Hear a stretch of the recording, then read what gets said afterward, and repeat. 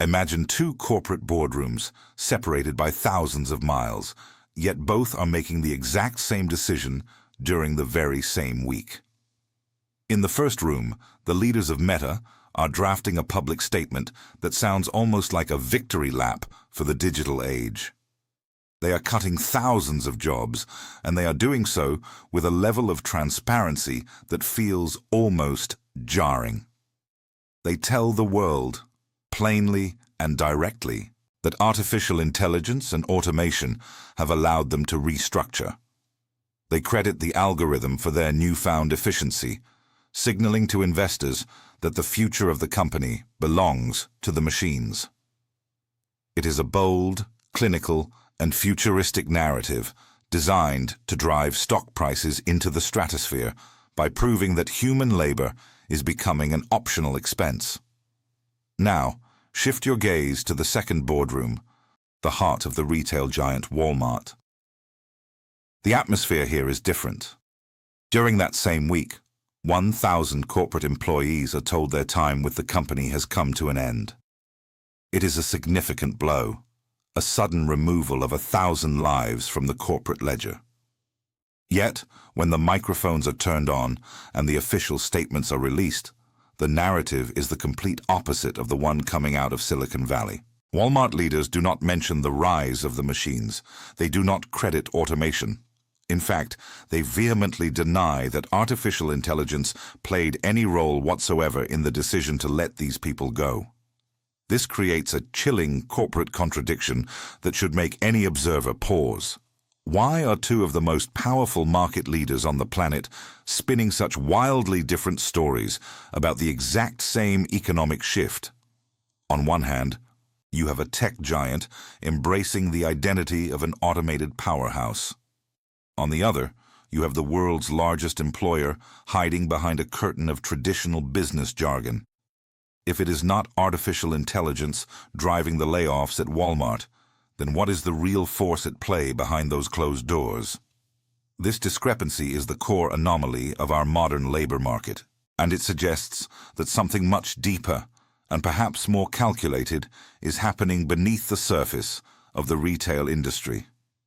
To understand the reality of the situation, we have to pull back the curtain and look at the cold, hard numbers that define the scale of this operation. It is easy to get caught up in the sensationalism of 1,000 lost jobs, but in the world of Walmart, those numbers tell a very specific story. When you consider that this massive global entity employs over 2,100,000 people, the perspective shifts. Those 1,000 corporate positions actually represent a microscopic 0.047% of the total human labor force at Walmart. From a purely statistical standpoint, this reduction is almost invisible. It is a rounding error on a balance sheet that spans continents. However, the size of the cut does not diminish its importance. It raises a question of intent. If the number of jobs is so small relative to the whole, why make the move now? And why do it so publicly, while simultaneously denying the most obvious technological trend of our time? The official corporate justification provided by Walmart centers on a narrative of massive back-end platform consolidation. For years, the company has operated through three distinct and powerful pillars: Walmart United States, Sam's Club, and Walmart International. Each of these branches had its own infrastructure, its own support systems, and its own way of processing the endless stream of data that keeps the shelves full and the trucks moving. The company claims that this recent wave of layoffs is simply the result of merging these three massive ecosystems into a single, streamlined infrastructure. They are calling it a reorganization, a way to remove the redundancies that naturally occur when three giant organizations try to function as one. In the eyes of the executives, this is not a story about software replacing humans. It is a story about a more efficient blueprint. They want us to believe that this is just a traditional corporate consolidation, the kind of boring administrative cleanup that has happened for decades in the business world. But there is an analytical twist that makes this explanation feel incomplete. What looks on the surface like a standard business merger might actually be the beginning of a much larger cycle of replacement. When you consolidate three massive back-end platforms into one, you are essentially building a new, more powerful engine to run the company. And in the 21st century, when a company builds a new engine, that engine is almost always powered by the very algorithms they claim not to be using. This tension between the official story and the technological reality creates a lingering sense of unease. Before we continue, subscribe to the channel and tell us in the comments where you are watching from. We have to wonder if the traditional excuse of reorganization is being used as a shield. Is it possible to merge the operations of 10,750 physical stores across 19 countries without relying on the predictive power of advanced software? The official line says yes, but the internal movements of the company suggest a very different strategy is being deployed. As we look closer at the infrastructure being built today, we begin to see the fingerprints of a system that is far more autonomous than any corporate spokesperson is willing to admit. The transition is smooth, the language is careful, and the strategy is clear. While the world looks for an obvious robot in a blue vest to take a job, the real transformation is happening in the invisible layers of the corporate office, where 1,000 seats were just left empty. This is not the end of the transition, but merely the opening act of a reorganization that seeks to redefine what it means to be a global retail power in an age where the human element is being quietly negotiated out of the equation. Beneath this polished corporate veneer of simple reorganization lies a far more complex and aggressive technological reality that Walmart is not yet ready to admit to the public. To understand why those 1,000 people are no longer in their offices, we must first look at what has moved into their place.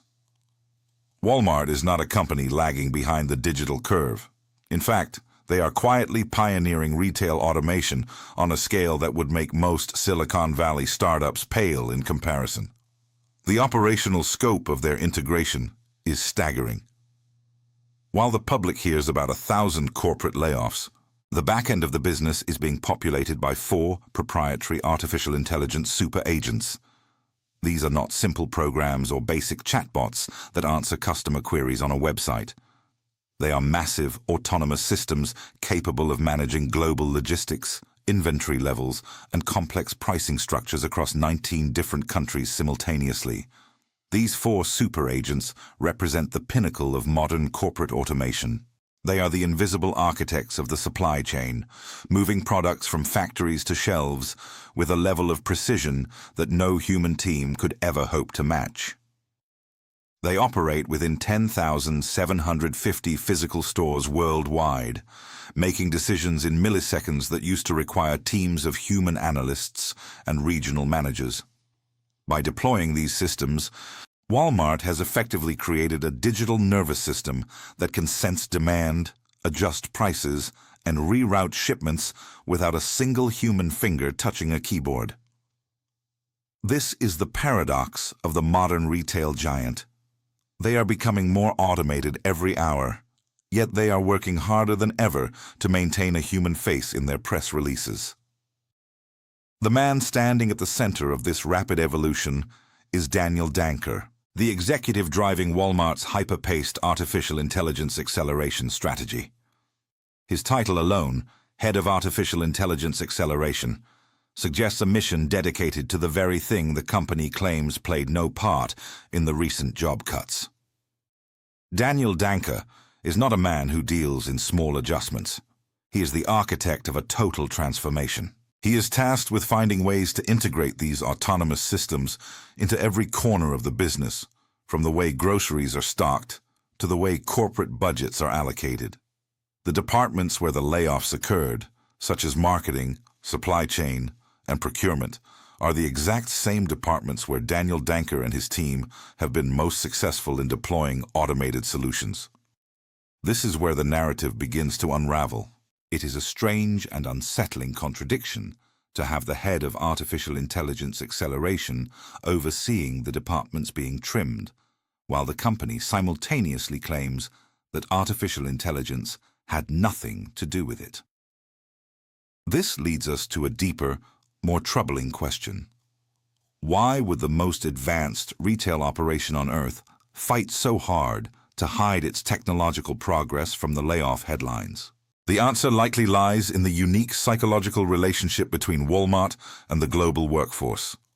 Unlike Meta, which thrives on the image of being a futuristic elite tech hub, Walmart's brand is built on being the primary employer of the working class. They are the backbone of Middle America and a massive presence in the labor markets of 19 nations. For a company like Meta, announcing that artificial intelligence has replaced workers is seen as a sign of innovation that pleases investors and drives stock prices higher. But for Walmart, such an announcement would be a political and social nightmare. They risk being seen not as a provider of jobs, but as a destroyer of them. This creates a moral dilemma that is as much about public relations as it is about economics. Does a consumer-facing retail giant simply have far too much public goodwill and blue-collar brand loyalty to risk uttering the phrase artificial intelligence replacement? By framing the loss of 1,000 jobs as a routine consolidation of platforms, Walmart protects its image as a human-centric company. They are choosing a narrative of traditional corporate restructuring because it feels familiar and safe to the general public. It is a story the world has heard for decades, one that carries less weight and less fear than the idea of an all-knowing algorithm taking over the roles of educated professionals. However, this transparency gap creates a dangerous precedent. When the world's largest employer begins to hide its automation efforts behind the language of reorganization, it makes it impossible for the workforce to prepare for what is coming. We are witnessing a shift where the technical breakdown of a business becomes a guarded secret. The tension between the official memo and the technological reality is a signal of a new kind of corporate warfare, one where the goal is to optimize the human element out of the equation while keeping the human face firmly in the spotlight. This is not just about a few empty desks in a corporate office. It is about the fundamental honesty of the global economy. As Daniel Danker continues to accelerate the deployment of these 4 super agents, the gap between the corporate story and the operational truth will only widen. We are left wondering if the internal memo sent to those departing employees, which explicitly denied the role of artificial intelligence, was perhaps the ultimate exercise in corporate irony. Is it possible to be genuinely transparent while operating under a mandate of total technological secrecy? The answer to that question will define the labor market of the next decade, as more companies look to the Walmart model of invisible automation to avoid the public backlash that comes with progress. The stakes are no longer just about retail efficiency. They are about the narrative control of the future of work itself. The shift in perspective between the glass towers of Silicon Valley and the sprawling logistics hubs of Middle America reveals a fascinating inversion of corporate strategy. While Meta chooses to broadcast its artificial intelligence integration as a symbol of progress, Walmart has opted for a path of calculated silence. To understand this, we must look at the different audiences these giants are trying to persuade. Meta is playing to the tune of the stock market and the venture capitalists who view human labor as an inefficiency to be solved. For them, every mention of an automated system is a promise of higher margins and a leaner, more resilient business model. They want the world to see them as the pioneers of a post-human economy because that image is what drives their valuation into the trillions. Walmart, however, faces a much more complex social contract. They are not just a company, they are a cultural touchstone and the largest private employer in the United States. Their brand is built on the foundation of the working class, the people who stock the shelves and drive the trucks across 19 different countries. If Walmart were to openly admit that the loss of 1,000 corporate jobs was a direct result of their 4 proprietary artificial intelligence super agents, they would risk shattering the carefully maintained illusion of their human-centric mission. They are shielding themselves from a massive political and social backlash that could lead to boycotts, labor strikes, or intense government scrutiny. By suppressing the narrative of artificial intelligence, they are protecting their most valuable asset, which is public goodwill. This strategic play leads to a profound corporate irony that borders on the surreal. The internal memo sent to the affected employees, which served as a final word on their careers with the company, explicitly denied that artificial intelligence had any role in the restructuring. Yet, this very document was authorized and guided by Daniel Danker, the head of artificial intelligence acceleration. The man who is literally tasked with accelerating the replacement of manual processes with autonomous systems is the same individual who greenlit the narrative that technology was not the cause of the layoffs. This is the ultimate example of how the public narrative of technology has become a guarded strategic asset, used to manipulate perception, while the underlying operational reality changes forever. As we navigate this new era of the 2026 labor market, it is essential to look at how these shifts affect different groups of people. For the first profile, which includes the corporate employees, the lesson is one of profound vigilance. You must learn to look past the euphemisms of corporate speak. When leadership begins to talk about platform consolidation or the merging of global ecosystems, they are often describing the process of making human oversight redundant. If your department is being integrated into a massive, centralized infrastructure managed by an executive like Daniel Danker, the writing is on the wall. The optimization is happening in the code, and the denial in the memo is simply a way to manage your exit without creating a scandal or a news cycle. For the second profile, which includes the investors, the strategy must be to read the silence. In a world where companies are afraid to mention artificial intelligence for fear of public outrage, the true technological leaders will be the ones who are deploying these systems most quietly. When you see a company like Walmart maintaining its massive scale across 10,750 physical stores with a shrinking corporate headcount, you are seeing the success of their autonomous agents, regardless of what the quarterly reports say. The real value is hidden in the efficiency that the company is too afraid to name out loud. Finally, for the artificial intelligence economy watchers, we are witnessing the birth of a new kind of institutional friction. The story was never just about 1,000 lost jobs. It is about how global monopolies are mastering the art of deploying revolutionary technology without triggering widespread public panic. They are learning to move slowly and speak softly, replacing the human element brick by brick until the entire structure is digital. This is the era of invisible automation, where the goal is to achieve total corporate dominance without ever having to face a crowd of angry workers or a skeptical public. This leaves us with a heavy philosophical realization as we conclude this investigation. We are entering a period where the truth about the future of work is being treated as a trade secret. The divergence between what is happening in the server rooms and what is being said in the press releases is growing wider every day. We must ask ourselves which path is more dangerous for our society. Is it the blatant, cold efficiency of Silicon Valley, or the quiet, masked transition of Middle America? One is a challenge we can see and debate, while the other is a ghost in the machine that we are told does not exist. The final takeaway from the story of Walmart and Daniel Danker is that the art of the layoff has evolved into the art of narrative control. The future of work will not be decided by a single grand announcement, but by thousands of small, quiet consolidations that happen while we are looking the other way. We are challenged to look closer, to listen to the silence between the words of the corporate memos, and to realize that the robots are not coming to take our jobs. They have already arrived, and they have been told to keep quiet about it. As we move into the next chapter of this corporate evolution, the only thing more powerful than the technology itself is the story we are told about why it is being used. Which narrative strategy do you think is more dangerous for the future of our workforce? The debate is no longer about if the machines will take over, but about how long the humans in charge can keep us from noticing. Stay tuned for our next investigation into the hidden infrastructure of the global economy.